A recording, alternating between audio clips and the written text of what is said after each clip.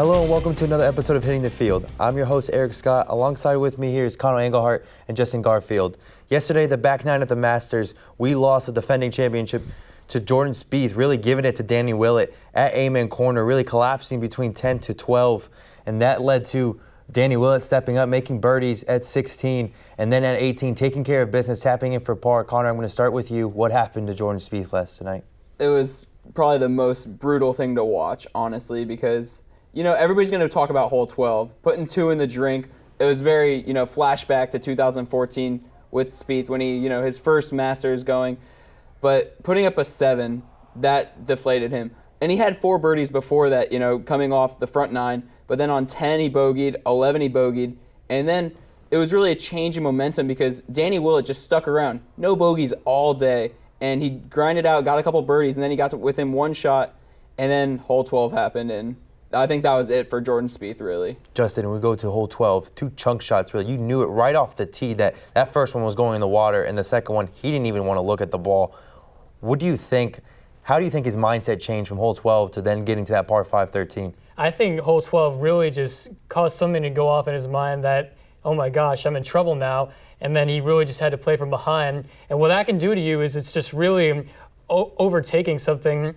And with Jordan, I know that he's got that competitive nature in him, that he always had it. That's why they always compare him to the Tiger Woodses, the Jack Nicklauses, the future greats like him. But then something like that, playing from behind at the Masters, he's still young and he's still got a lot to experience. So I think this is going to be something that ultimately he's going to grow from and learn from, but still just to watch that happen was so painful for me. Connor, that's the question. Is this something that he's going to learn and grow from being 22 years old? We always talk about how much he's progressed, how close he is to those greats, but now it comes along something like this, and we saw how Rory reacted after his collapse on the back nine at the Masters. What are the expectations for Jordan Spieth as we move on in this 2016 season? Well, the expectations are going to be the same, I think. It is obviously probably the worst loss I think he will have in a while, as Rory McIlroy did when he blew it as well with the 80 on the final round. But we've always been comparing kind of, Tiger Woods and Jordan Spieth. And if Jordan Spieth would have won this tournament, people would still be comparing them completely, no doubt. But now that he blew a 5-shot lead going into the back nine, people are like, oh, well, Tiger Woods never would have done that. Because I know for a fact that's exactly how I was feeling. If he would have won the tournament, he'd still have that same comparison. But now that he lost it, Tiger never blew the lead. So I think you still have to have the same mindset because he is only 22. He already has 2 majors under his belt. And I just think if Jordan can really, the key's going to be the mindset because that's the way for golfers. And because Jordan obviously has the game, but if he would have just, even maybe a birdie on 16 yesterday, he would have been 1 shot back with 2 holes to play, which would have been possible. But I don't know. I think going forward, 1 major is a good, sign for him this season. Yeah, and I want to get away from the top 4. We'll get back to Jason Day and Ricky Fowler, and kind of not playing well this past weekend. But let's go to the champion, Danny Willett. He wakes up on Sunday thinking that he's, a couple shots back from Jordan Spieth, and then on the back nine, all of a sudden, he's winning the Masters, and Jordan Spieth is 4 back, and all he has to worry about is Lee Westwood and Dustin Johnson. How exciting do you think this is for Willett? Justin, I'll start with you. Not just on the course, but off the course. He just had a baby 11 days early, so what a treat it'll be to go back to his future kid, or present kid now, and with that green jacket just to dress him up in and be like, son, I won this when you were born, and this was one of the best months of my life. Yeah, we talk about Willett. He's supposed to having a kid yesterday on April 10th, and he ends up winning the Masters. Let's talk about his future expectations. Listen, everyone all weekend was talking about how he's the guy who could make a 20-foot birdie putt, and he showed that early in the weekend. Now he comes in on Sunday, plays clutch. Connor, I'll start with you. Is this expectations that we can see with Willett moving forward as we move along? Willett has always been a highly esteemed golfer. The thing is that people don't know Willett, and I mentioned this a couple weeks ago. You did. We always talk about the PGA Tour players and not the European Tour players. If you look at the top 4, 3 of them were Englishmen. And I think Willett playing with Westwood, the 2 Englishmen, it was definitely a comfort zone for him. We had seen that when Justin Rose also played with Westwood before. It's just a different feeling because it's a more comfortable round. And to play bogey-free, and he really birdied the holes he should have, and just no bad mistakes by Willett. And going forward, he's definitely somebody who I can see pulling up a couple more majors. Not like the best player in the world, but he can definitely win a couple more tournaments if he, decides to stick around for a while. Yeah, I want to get past Jordan Spieth and Danny Willett, the champion of the Masters 2016, and I want to talk about Jason Day, and I want to talk about Dustin Johnson, guys who had a chance on this back nine on Sunday to make a move who didn't, and we'll go particularly to Dustin Johnson, a guy who's been there in every tournament. We talked about him last week on the show about how important his putting is to his success. Justin, are we expecting Dustin Johnson to ever win a major? Because chances like this aren't always going to come around. I think he will eventually. This is just a guy who's a great golfer, but when it comes down to the final putt, he just won't deliver in that moment. And he's still got a lot to learn, I think, until he's ready to actually make that last That's putt. why I think he's actually not going to win one, is exactly what you just said. That final round, that last putt, he just can't do it. He does not have the right mindset to win a tournament, and at least a major tournament. He has the game just phenomenal. He can bomb the ball, but those putts within 5 feet, he cannot make them. Look at 16. He has a birdie putt to get within 2 shots of the lead. He ends up making bogey. Yeah. You just can't do that. And we all know what happened last year at the U.S. Open when he could have tied it and gone to a playoff, but then he misses that too. It shows a little bit about how he reacts under pressure. But I think the main thing is if he does ever want to win a major, he's the kind of guy who really needs to get a huge lead before he does anything and thinks about anything like that. No, definitely. But then Jason Day, he had a great Thursday. He was up to 5 under, 1 shot back of, Jordan Spieth, who just had an outstanding first round. And then he just fell apart as well. But he was able to stick around, and he was only 3 shots back going into that final round. So Jason Day had a chance. He just couldn't pull things off on Sunday, which was the opposite of Rory McIlroy, who was in that last grouping on Saturday. And I love that conversation of Rory McIlroy because we talk about Dustin Johnson. How about, is he ever going to win a major? How about we look at Rory McIlroy and his performance at the Masters? He's had chances. And listen, when the back nine started, we all thought it was over. Jordan Spieth out at 7 under, 5 ahead of the next guy. But Rory McIlroy, who started the day at +2, he had a chance to make a move, and he never did. So, Connor, as we move forward to Augusta next year and the year after, expectations for Rory? No, eventually Rory is going to win a Masters. I think that's guaranteed. He has the game for it. It's the mindset, literally, with every single golfer. It's Augusta National. It's the first major of the year. It's the most esteemed tournament out of all of them. And Rory just needs to get past that hurdle because he was in that final grouping on Saturday with Jordan Spieth. But I just think the pressure got to him, and he shot 5 over on Saturday and put himself out of contention. You say he still had a chance. I really don't think he did because you just had to get things going on Sunday, which he clearly couldn't really get probably 6 under. That's what he needed to shoot, and that's pretty tough. Justin, I just want to sneak in a quick question. Of the top 4 at Oakmont, who's your pick to win the Oakmont? I'm going to go with number 1 in the world, Jason Day. All right. We're going to take a quick break, but when we get back, we're going to talk about the NBA playoffs and the expectations coming in for the 2016 NBA regular season. Stay with us. Central Florida is the perfect place to study, earn a degree, and of course, to enjoy everything that Central Florida has to offer. From theme parks to dinner shows and, of course, the movies, Orlando offers many unique and exciting activities to do. However, we all know that a ticket to any of these attractions can be expensive, especially on a college student budget. UCF's Student Government Association has the nights covered with the SGA Ticket Center. Located at the heart of campus inside Student Union, SGA Ticket Center offers tickets at a special discounted price to UCF students, faculty, and staff. Not only do they have discounted tickets for theme parks, but they also have discounted tickets for other attractions like Blue Man Group, Pirates Dinner Adventure, and Kennedy Space Center. Save your money and experience all Orlando has to offer. For more information, you can visit their website. Tonight on Deals After Dark. When I think of quality sunglasses, I think of boldness, but simplicity. And nothing provides both of those more than this set. Tonight, we have a pair of beautiful used matte black Oakley Holbrook sunglasses. These glasses offer an American frame accented with metal rivets and Oakley icons, perfect for buyers seeking performance and style. And do we have a deal for you guys tonight? For the next 40 seconds, that's right, 40 seconds, you have a chance to get your hands on this exclusive featured price of $110 or best offer. This deal, usually only available on Craigslist, could be yours for the 8 super easy payments of $13.75. Wow, I'm now hearing that we've actually gone down to 1 single pair. So if you're interested in this deal or any other products from our program, you can always log on to dealsafterdark.com. or call us at 1-800-555-DEAL. Welcome back to Hitting the Field. Carl Maximilianard and Michael Kennedy now join me on set. And we're talking about the NBA 2016 playoffs.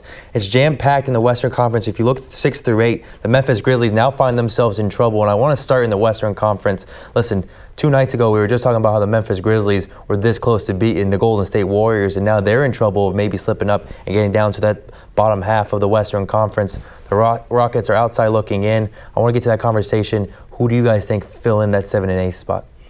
I think the 7 and 8 spot, I think Dallas is going to stay at 7. And I think Utah is going to pull it out and keep that 8 spot, keep Houston out. Houston has been on and off. They were a great team last year, the 3rd seed last year in the playoffs.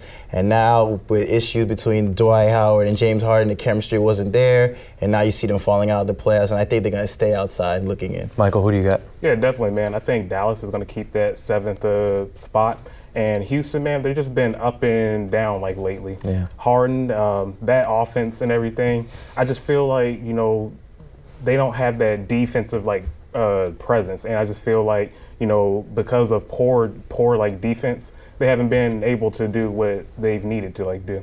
But I do believe that Dallas will keep that 7th spot. It's almost unfair to talk about how a 72-9 team might find himself trouble on that 8th seed. But if there's one team that you could pick that could eventually give them that trouble, I know you guys both think Utah Jazz are going to keep that 8th seed. Are they the best team to give Golden State maybe a 6 or 7 game series? They can. They're young, and that's what you need when you play a team like Golden State. You got to keep up with the pace. As you saw the other night with San Antonio, they weren't able to keep the pace as long and keep the game going with them. So if you want to beat Golden State like Boston, where Boston is young, they're long, they're lengthy, athletic, they can keep up with the perimeter. So if you want to have a shot, which I give Utah a slim shot to keep it interesting, they will probably be the best matchup for Golden State. You have to think about maybe the Grizzlies, right? But they're not going to slip up all the way to the 8th spot.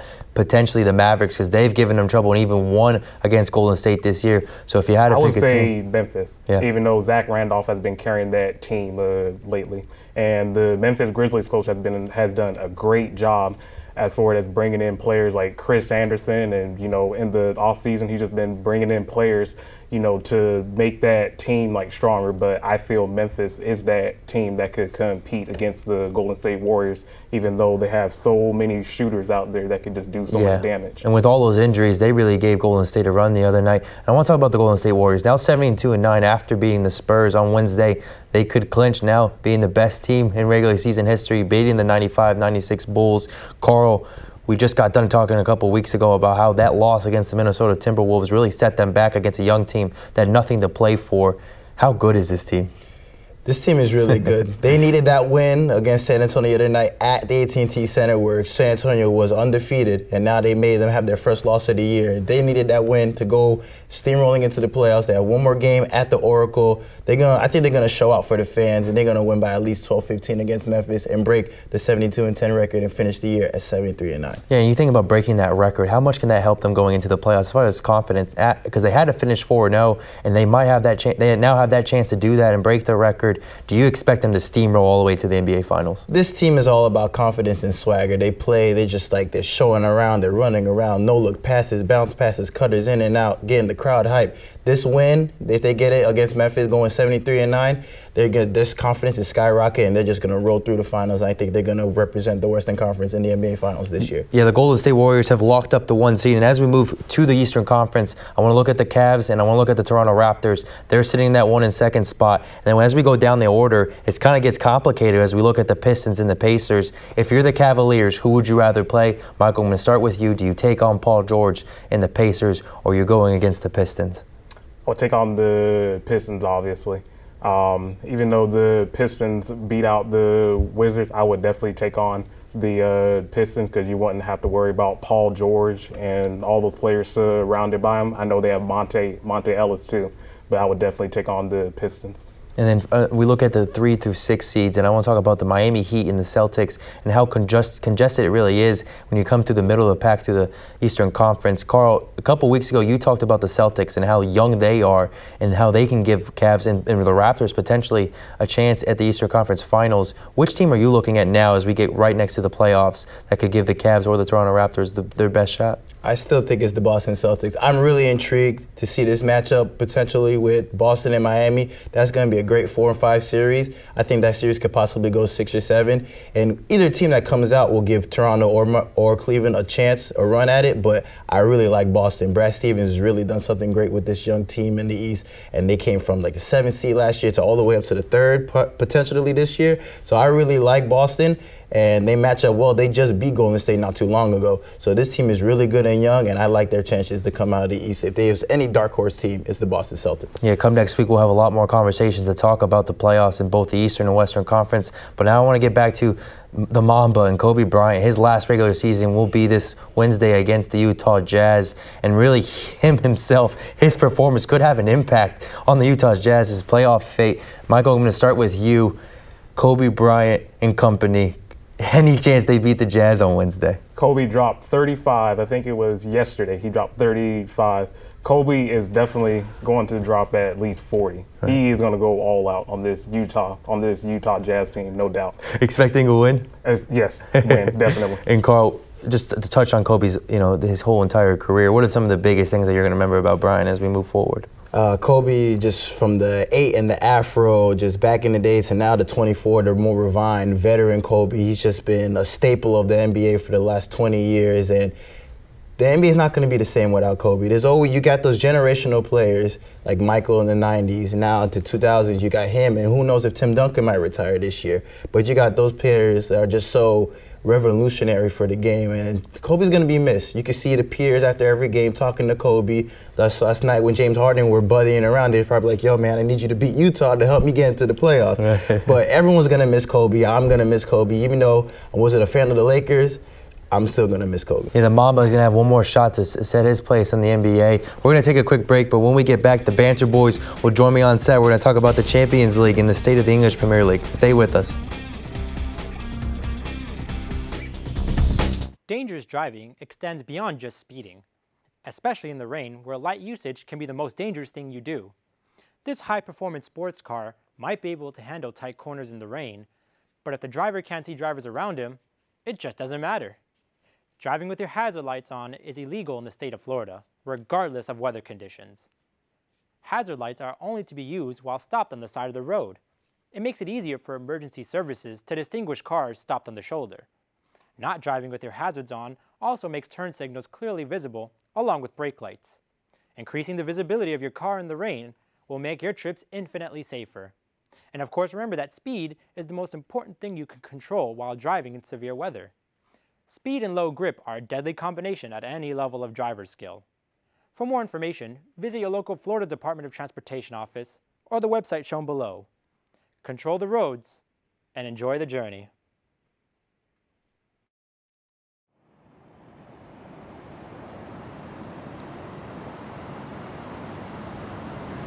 Experience the sea, art, lifestyle, travel.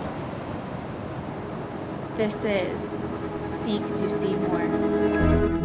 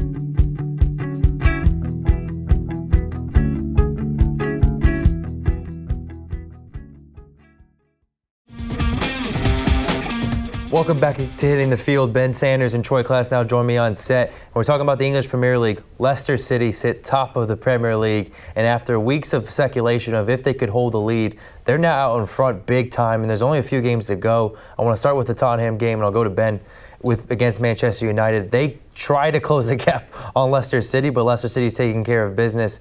How good does Tottenham look right now, Ben? I mean, Spurs did everything they could. Everything they could. They outplayed Manchester United. So the way Spurs play, they play really well off the ball, and then when they get on the ball, they've got the likes of Ali and Kane and Eriksen and Nasser Chadli and all these guys to be able to do creative stuff with the ball. Moussa Dembele, that strong presence with Eric Dyer.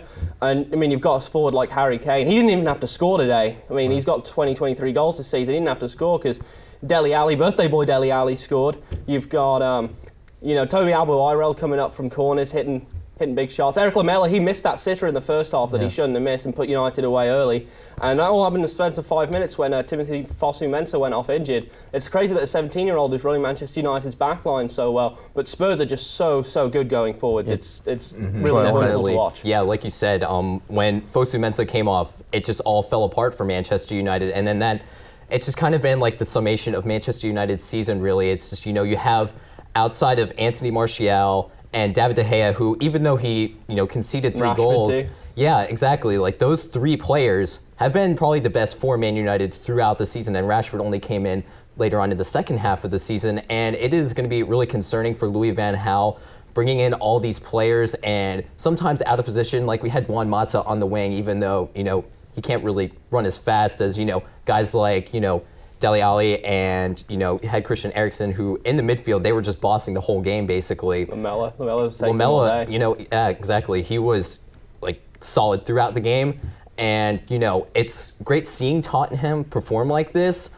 But, again, Leicester's in control of their own destiny. 7 points clear. They really only have to win two games and draw 1, and the title is theirs. Yeah, that's exactly where I want to go. Sunderland versus Leicester, and Jamie Vardy in the second half takes over the game.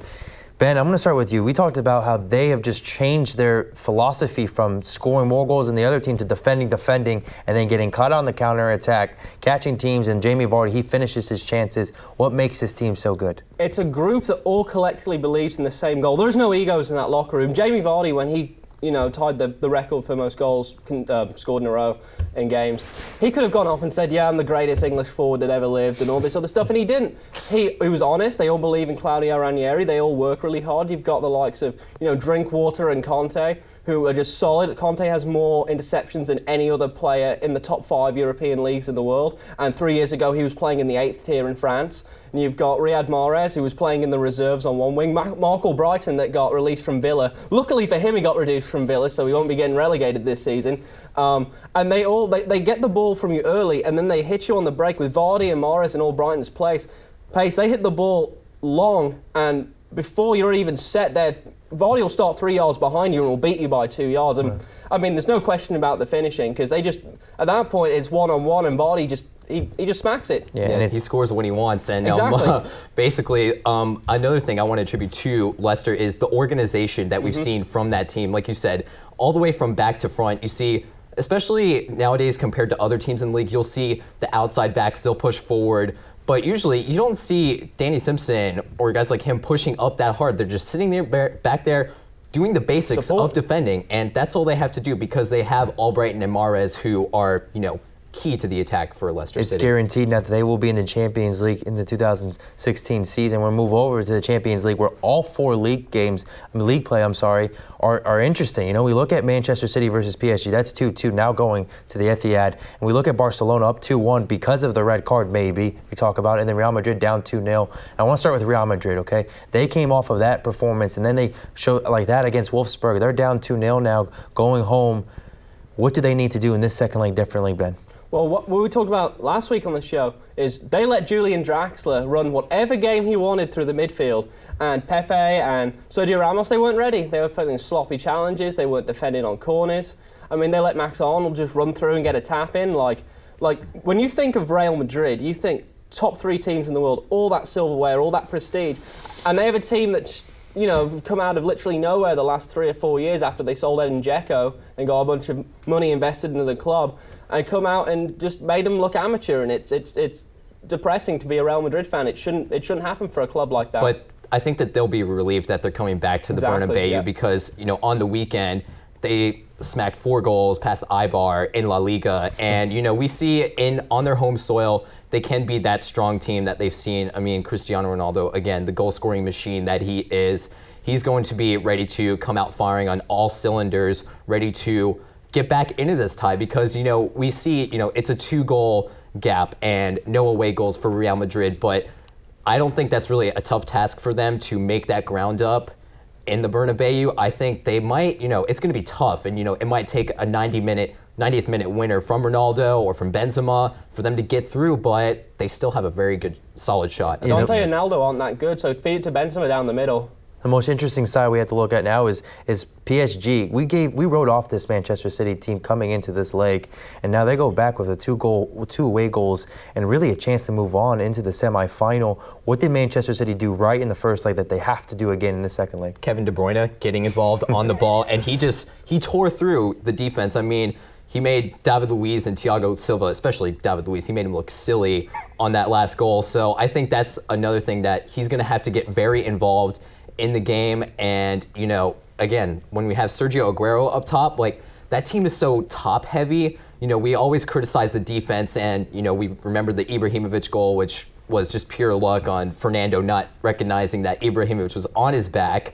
But, you know, we see that when that team is organized, Man City, and they can get the ball forward, they can frustrate that PSG team. Yeah, that whole front line for Manchester City, they said David Luiz on walkabouts. He kept running down the field with the ball. And every time he ran down the field with the ball, he'd lose it, and Kevin De Bruyne would get it and hit it straight on the wing every single time. Come in, cut in. And then the second, Eric Stahl. Manchester City have a chance to get through this tie and take the home advantage and move on into the semifinal quickly. Barcelona versus Atletico Madrid. They go down to 10 men. Barcelona, they have that 1-goal advantage. Atletico, any chance they move on into the semifinal? I think they do have a chance. I think really if they do keep 11 men on and, you know, 1 goal and just a solid defensive performance could get them through, honestly. Do you think Atletico gets through to the semifinal, Ben? I'd love to say they can, but Barca are too strong up top. Yeah, it's interesting for all 4 ties as we look at the English Premier League and go into the semifinals. That's all the time we have today on Hitting the Field. Thank you for your time. Have a wonderful day.